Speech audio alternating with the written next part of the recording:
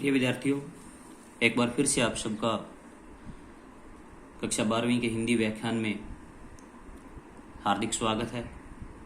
आपकी पाठ्यक्रम की पुस्तक आरो भाग 2 में संकलित कविता कैमरे में बंद अपाहिज, जो कि रघुवीर सहाय जी के द्वारा रचित है, इस कविता को हम पढ़ रहे थे।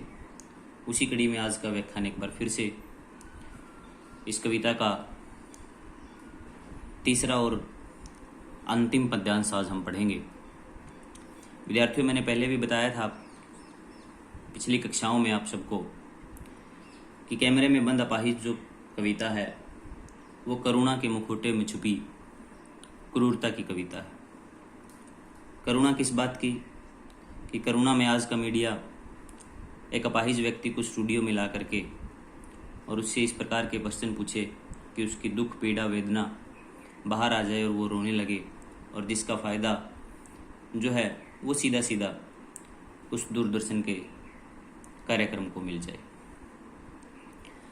और क्रूरता इस बात की है कि किसी अपाहिज व्यक्ति को स्टूडियो में ला करके इस प्रकार से उसका मजाक बनाना, ये क्रूरता है। तो करुणा के मुखौटे में छुपी क्रूरता की ये कविता है, जिसके 2 पद्यांश हम पढ़ चुके हैं। तीसरा पद्यांश आज हम पढ़ेंगे। फिर हम पर्दे पर दिखलाएंगे फूली हुई आँख की एक बड़ी तस्वीर, बहुत बड़ी तस्वीर। ये फूली हुई आँख की जो तस्वीर पर्दे पर दिखाई जा रही है विद्यार्थियों, ये तस्वीर उस अपाहिज, उस दिव्यांग व्यक्ति की है जिसको स्टूडियो में लाया गया है अपने कार्यक्रम में रोचकता लाने के लिए। बहुत बड़ी तस्वीर, यानी यहाँ दिखाया गया है कि किस प्रकार से उस कार्यक्रम में उस व्यक्ति की, रोते हुए व्यक्ति की वो जो आँख है जिसमें आंसू है, उसको बड़ा बड़ा करके दिखाया जाएगा। और उसके होठों पर एक कसमसाहट, एक मजबूरी, एक व्याकुलता, एक बेचैनी, जिसका फ़ायदा, जिसका लाभ कहीं ना कहीं वह दूरदर्शन का कार्यक्रम लेना चाहता है। आशा है आप उसे, उसकी अपंगता की पीड़ा मानेंगे। एक और कोशिश, दर्शक धीरज रखिए, देखिए हमें दोनों एक संग रुलाने हैं, आप और वह दोनों। ये मंतव्य दिखाया गया है। ये दिखाया गया है कि वो दूरदर्शन का कार्यक्रम, वो न्यूज़ चैनल जो हमें खबरें देता है, वो क्या क्या करना चाहता है। वो ये करना चाहता है कि दर्शक और उस अपाहिज व्यक्ति दोनों को रुला करके, दोनों को इस प्रकार से भावनाओं में बांध करके, उनकी भावनाओं को उत्तेजित करके और उस कार्यक्रम में रोचकता लाना ही उनका मुख्य उद्देश्य है। किसी भी प्रकार की न उस अपाहिज व्यक्ति की संवेदनाओं से, भावनाओं से उस दूरदर्शन का संबंध है, न ही दर्शकों से। उसे सिर्फ अपने निजी लाभ और लालच से मंतव्य है।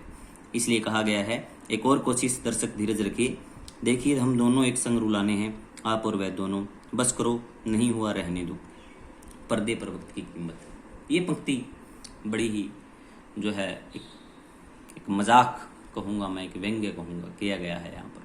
पर्दे पर वक्त की कीमत, जब वो व्यक्ति, अपाहिज व्यक्ति रोने की अवस्था में है, तब उसे पहले ही कहा जाता है बस करो, क्योंकि जब तक उस कार्यक्रम का जो समय है वो पूरा हो गया है, और इसलिए उसे कह दिया जाता है पर्दे पर वक्त की कीमत है। अर्थात पर्दे के ऊपर जो भी चीज़ें चलती हैं, जो भी कार्यक्रम चलते हैं, उन सब की एक बहुत बड़ी कीमत होती है। इसलिए लिखा गया है पर्दे पर वक्त की कीमत है। अब मुस्कुराएंगे हम, आप देख रहे थे सामाजिक उद्देश्य से युक्त कार्यक्रम, और ये जो अंतिम पंक्ति है इसमें और भी बड़ा मजाक किया गया है कि आप देख रहे थे सामाजिक उद्देश्य से युक्त कार्यक्रम। विद्यार्थियों, इसमें कहीं कोई सामाजिक उद्देश्य नहीं था। यहाँ जो उद्देश्य था वो सिर्फ और सिर्फ दूरदर्शन का लालच, लोभ और उस चैनल का अपना एक मंतव्य सिद्ध करना, अपना लालच करना, अपने कार्यक्रम को सफल बनाना, किसी की भावनाओं के साथ खिलवाड़ करके, किसी की भावनाओं के साथ छेड़छाड़ करके।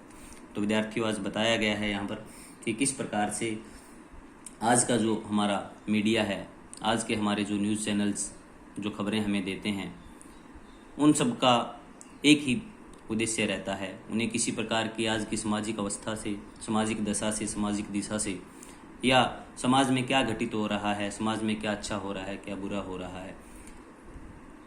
कहा जाता था पहले कि जो मीडिया होता है वो लोकतंत्र का चौथा स्तंभ होता है।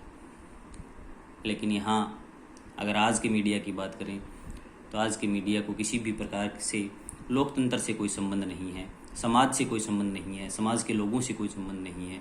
उन्हें सिर्फ और सिर्फ अगर उनका संबंध है तो अपने लालच, अपने पैसे कमाने से और अपने कार्यक्रमों को किसी भी प्रकार से, किसी भी हद को पार करके अपने कार्यक्रम को सफल बनाना ही उनका उद्देश्य है। तो आज के मीडिया के ऊपर एक बहुत बड़ा व्यंग्य यहाँ पर रघुवीर सहाय जी के द्वारा किया गया है। विद्यार्थियों, आज आपकी ये कविता यहीं पूर्ण होती है। धन्यवाद, एक बार फिर मिलेंगे।